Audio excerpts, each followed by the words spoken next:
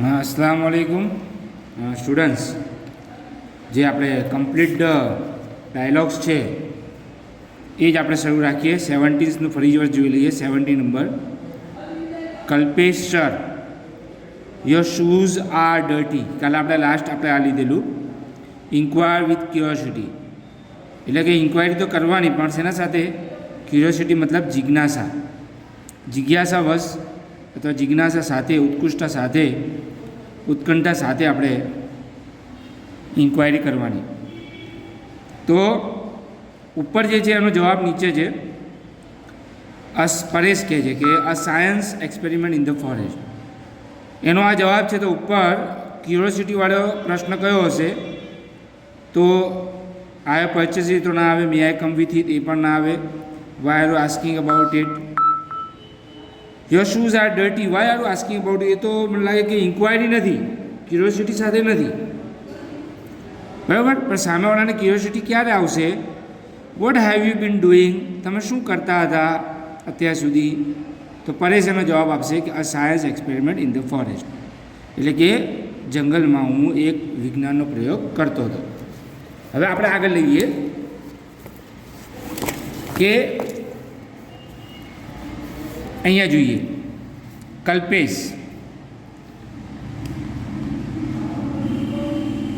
I cannot permit you to enter the class with such a dirty shoes. હું તને આ ખરાબ shoes સાથે, ચપ્પલો સાથે તને ક્લાસમાં એન્ટર થવા દઈશ નહીં, પ્લીઝ। શું કહે છે? રિક્વાયર ઇન ઇમ્પરેટિવ મૂડ, તો please go and clean your shoes. શું આવશે પહેલે? Please go and clean your shoes. Okay sir છે। Jayesh, I like your electronic dictionary, making inquiry. નીચે જવાબ છે 5000 રૂપિયા, તો ઉપર 100% શું હશે કે એની કિંમત કેટલી છે? તો કિંમત માટે હાઉ મચ વપરાય છે, અથવા વોટ ઇઝ ધ પ્રાઇસ એવું વપરાય છે, કોસ્ટ શબ્દ વપરાય છે, how much did it cost, આ એનો જવાબ છે કે એની કિંમત કેટલી, how much did it cost, એની કિંમત કેટલી, તો એ જવાબ આપ્યો 5000 રૂપીસ। તો સી જવાબ આવશે 19માં। 20માં જોઈએ આપણે, Mr Shah, were you in school yesterday, ગઈકાલે તમે શાળાએ આવ્યા હતા? યોગિની, તો યોગિની કહેશે no madam, I was absent, હું એબસન્ટ હતી। તો Mrs Shah inquire as nature, સ્વાભાવિક પૂછપરછ કરશે। તો શા માટે પૂછપરછ કરશે એ જોઈ લે। સ્વાભાવિક કઈ છે? યુ આર ઓફન એબસન્ટ, ના, ઇન્ક્વાયરી આવે એટલે સવાલ આવવો જ જોઈએ, ક્વેશ્ચન સેન્ટેન્સ હોવું જોઈએ। તો અહીંયા બે જ ક્વેશ્ચન સેન્ટેન્સ છે, એ અને સી। હવે એમાંથી કયું સાચું? વેર ડુ યુ લીવ, એવું તો પૂછશે નહીં। શું કહેશે? Did you bring a note from your parents, તું ગઈકાલે નથી આવી તો તું તારા મમ્મી પપ્પાની કોઈ ચિઠ્ઠી લઈને આવી છું, રજા ચિઠ્ઠી જેને કહેવાય, તો એ જવાબ આવશે। Geeta sees, where is your ruler, ruler એટલે પેલી આપણે જે ફૂટપટ્ટી કહીએ તે। Rita, I can't find it, expressing believe, expressing believe. તો I think I left it at home in my cupboard, એ જવાબ આવશે। ચલાયો? હુ હેઝ ટેકન ઇટ, એ તો આવે ના, બિલીફ નથી, એ તો ઇન્ક્વાયરી છે। વોટ આર નાઇસ ક્વેશ્ચન, એ તો એક્સપ્રેશન છે, એક્સપ્રેશન સરપ્રાઇઝ ટાઈપ અથવા તો એપ્રિસિએશન। પ્લીઝ, એ તો રિક્વેસ્ટ છે, એટલે આ જ આવશે, I think I left it at home in my cupboard. મમ્મી, ડુ યુ નો ભગતસિંહ, તમે ભગતસિંહને ઓળખો છો? ડિસ્ક્રાઇબિંગ પર્સન, તો I think he was a politician, તો પોલિટિશિયન તો હતા નહીં ભગતસિંહ, એટલે ના આવે। વોઝ યે સ્પોર્ટમેન, સ્પોર્ટમેન બી નહોતા। Why do you want to know about him, શા માટે એના વિશે જાણવા માંગો છો? એના કરતાં પહેલો જ જવાબ જે છે એ સાચો છે કે do you know Bhagat Singh? Manoj કહેશે, એનું વર્ણન કરશે કે he was an Indian socialist revolutionary of Punjab. કે લાગ્યો?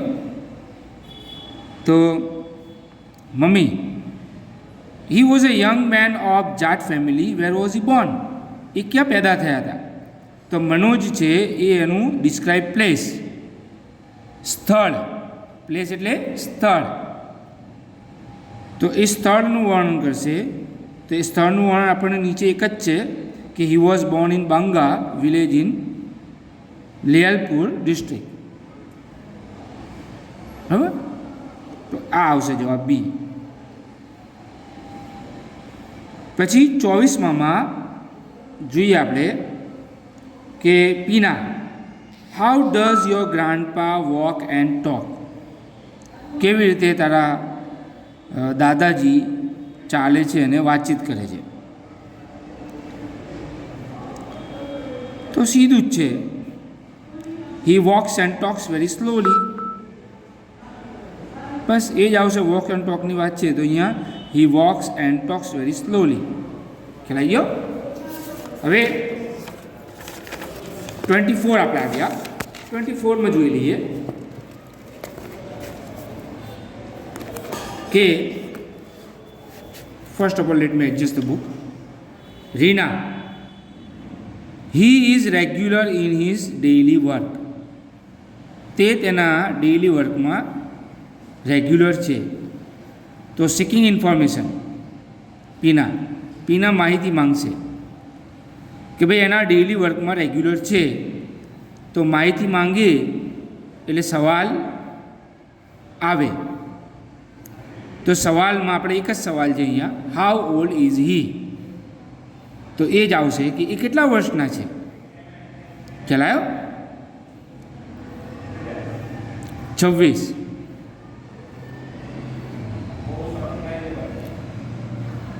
વેર are you going? Describing place, સીધું જ છે. City gold Ashram road. બરાબર? ક્યાં જાઓ છો? તો એનો જવાબ છે city gold Ashram road. Kalpesh, fine, seeking information, ફરીથી સિકિંગ ઇન્ફોર્મેશન, માહિતી પ્રાપ્ત કરવા માટે પ્રશ્ન પૂછે છે. જવાબ અલ્પેશ લવની ભવાઈ આપે છે. એટલે ઉપર જ શું હશે કે which Gujarati movie R you going to watch? એને ગુજરાતી અલ્પેશ છે એ કયું ગુજરાતી મૂવી જોવા જઈ રહ્યો છે એની માહિતી, એની ઇન્ફોર્મેશન એ શીખ કરી રહ્યો છે, એટલે કે ખોળી રહ્યો છે, માંગી રહ્યો છે.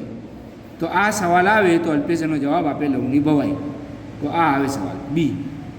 28, Geeta, will you give me an interesting novel? તમે મને એક ઇન્ટરેસ્ટિંગ નોવેલ આપશો? અહીં ચોઈસ કે છે. ચોઈસમાં આવે, ચોઈસ હોય, અલ્ટરનેટિવ હોય ત્યારે અર્થે આવશે would you like to read Pila Rumal in ગંથ ઓફ હરિકૃષ્ણ મહેતા? તો આ એનો જવાબ આવશે. આઈ લાઇક સોશિયલ નોવેલ્સ એવું આવશે નહીં. ખ્યાલ? કેમ કે સામેવાળાને ચોઈસ પૂછે છે. ચોઈસ પૂછે છે એટલે શું આવે? Would you like to read એ આવે. કે પીળા રૂમાલની ગાંઠ, આ એક બહુ સારી નોવેલ છે હરિકૃષ્ણ મહેતાની, પીળા રૂમાલની ગાંઠ. બહુ જોરદાર છે નોવેલ, મેં વાંચેલી પણ છે, સારી છે. 29, manager, where did you keep my project report? તમે મારો પ્રોજેક્ટ રિપોર્ટ ક્યાં મૂક્યો છે?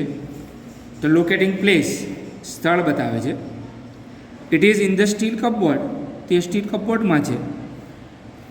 ખ્યાલ આવ્યો? એવું તો કહે છે ને, go and find it, Y do you want, don't ask me. જવાબ આપે છે. જવાબ આપે એટલે it is in the steel cupboard. કે વેરથી સવાલ હોય તો જવાબ સ્થળ આવે. 30, do you know what was Abdul Kalam તમને ખબર છે અબ્દુલ કલામ કોણ હતા, શું હતા, શું હતા એમ? તો describing person, he was a world renowned space scientist and 11th president of India. Abdul Kalam શું હતા એનું વર્ણન સીના અંદર છે. એવું તો કહેશે નહીં હી લાઇક સાયન્સ, એનું કોઈ વર્ણન નથી. એ શું હતા? તો એક તો એ સ્પેસના સાયન્ટિસ્ટ હતા. અહીંયા જે સ્પેસ સાયન્ટિસ્ટ રિનાઉન્ડ, દુનિયામાં પ્રખ્યાત, એમ વર્લ્ડ રિનાઉન્ડ એટલે દુનિયામાં પ્રખ્યાત. અને બીજા આપણા 11માં પ્રેસિડેન્ટ. 31 એટલે આ પેજ પૂરું જ કરી નાખીએ. Gauri, with what name did he come to be known? એ કયા નામથી ઓળખાતા હતા? કયા નામથી એ ઓળખાતા હતા? જોઈ લો અહીંયા, બરાબર તમને દેખાય એટલા માટે થોડી બુક આગળ લીધી, કેમેરામાં આવે, ફોકસમાં આવે એટલે. With what name did he come to be known? Presenting scientific position. એમની પોઝિશન શું છે એ બતાવવાનું છે. તો હી વોટ અ ગ્રેટ મને તો આવે ના, કેમ કે એમાં કોઈ એમની પોઝિશન નથી. એમની એ કયા નામથી ઓળખાતા હતા? The missile man of India, એ નામથી ઓળખાતા હતા. એટલે આપણે બી જવાબ આવશે. He came to be known as the missile of man of India. તો ખ્યાલ આવી ગયો તમને? આ રીતે આમાં જેટલા પણ હશે લગભગ હું બધા તમને એક એક 1 by 1 તમને આપતો રહીશ. ખ્યાલ આવ્યો? બધા કમ્પ્લીટ કરવાના જ છે. આમાં 3 માર્ક તમારે રોકડા લેવાના છે. આમાં તો એક જ માર્ક, 2 માર્કનું જ છે, પણ વધારે પણ પૂછી શકે. બરાબર? અલગ અલગ રીતે પૂછાય છે. કમ્પ્લીટ સેન્ટેન્સમાં બી પૂછાય છે. તો આવતીકાલે પછી બીજો આનો એક વિડીયો મોકલીશ. તો જોયું હમણાં ટાઈમ હશે તો મોકલીશ. ચલો, અસ્સલામ વાલેકુમ.